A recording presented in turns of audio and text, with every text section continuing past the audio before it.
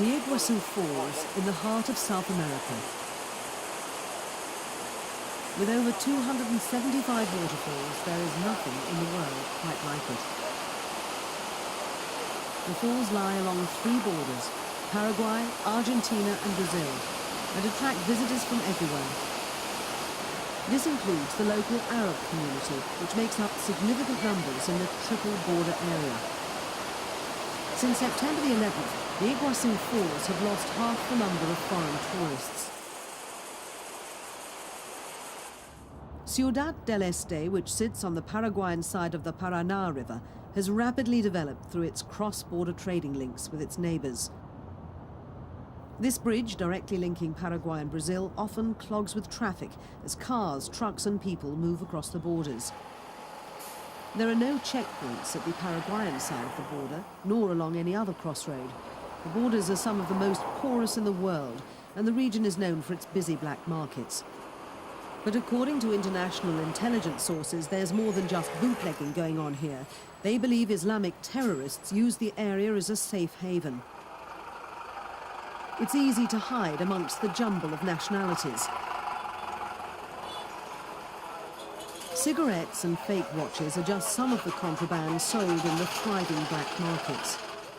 Smuggling and money laundering are long-running activities.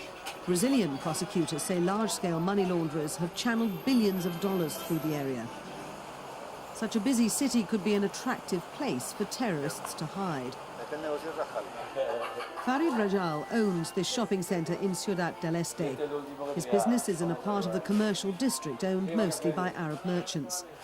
Like many other South Americans of Arab descent, he's a professional businessman who's become a pillar of the local economy. But recent accusations have been made about the involvement of Arab shop owners in the funding and support of Islamic terrorist groups, such as Hezbollah. As a successful entrepreneur in Ciudad del Este, with close contacts in the Arab community, Farid Rajal bristles at the charges made. He feels they've been unfairly targeted because they're Arabs. Prejudice seems to have gone further, though. Even his children have been called terrorists at school. He thinks there are other motives behind the recent accusations. Somos mal vistos They look at us in a bad way and they accuse us of many things, including money laundering, arms trafficking, contraband and falsifications. Yo creo que más que nada hay unas ganas por parte de la industria de Brasil. I think that more than anything, Brazilian industrialists want us to leave the city because of the economic weight that we represent for business in Paraguay against them in Brazil. En contra de ellos, mejor dicho.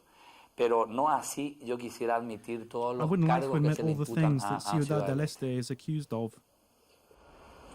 As well as local businesses, mosques have been accused of protecting Islamic extremists.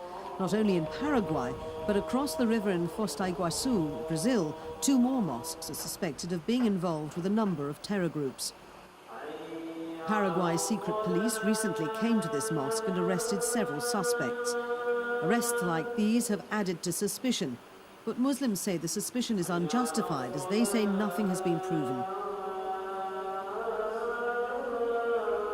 Young Muslims like Nassan feel frustration at the charges. The US is threatening that there are other countries on the list. That makes us feel the war is not just against bin Laden. But when George Bush talks about the Christian war against the Muslim, one which he then denies again, that is when we feel that the war and discrimination is against us, Arabs in general, and Muslims in particular. The border cities are well-known hideouts for people not wanting to be found.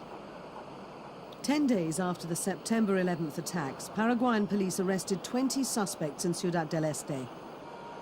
From coup plotters to Colombian rebels to Osama bin Laden associates, many have turned up in this area where there are no border checkpoints to stop them, and a multi-ethnic population makes it easier to blend in. As an historian and political analyst, Milda Rivarola has witnessed a change in the government's attitude towards the Arab community in Paraguay. She suggests the special treatment the government once gave Arabs as stars of the economy no longer exists. González Mackey's government is definitely hanging on a thread, ever since the middle of last year. There are institutions that have supported the government that will probably keep him in power until 2003. One of them is the American Embassy, and the other is the church. In a way, this government owes its existence to the explicit support of the American Embassy, and they are paying with favors. Paraguayan intelligence says they've been warning the US about extremist factions in the tri-border region for more than a year. Julio Cesar Franco, Paraguay's recently appointed vice president, believes there's enough evidence to point to the existence of terrorist groups. But with a troubled economy and political turmoil, Paraguay has problems that are higher up on its agenda. Pero pueden tener algún tipo de relacionamiento. Porque la zona será. There could be a relationship easily. The area promotes business, international commerce, and the amount of people and the promiscuity of business or groups of people that exist in that area called the triple border.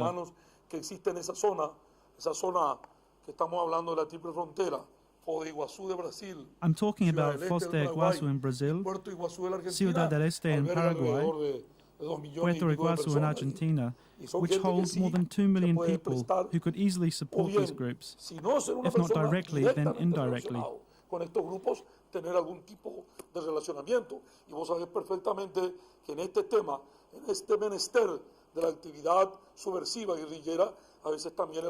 And you know that in the subversive and guerrilla activity, the commercial relationship is sometimes more important than that of the fanatic militant.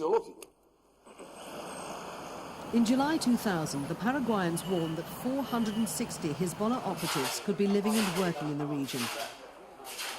While Ciudad del Este is under scrutiny, members of the Arab community like Farid Rajal are likely to face continued discrimination. The war on terror has reached the heart of South America and the Arab communities in the tri-border area.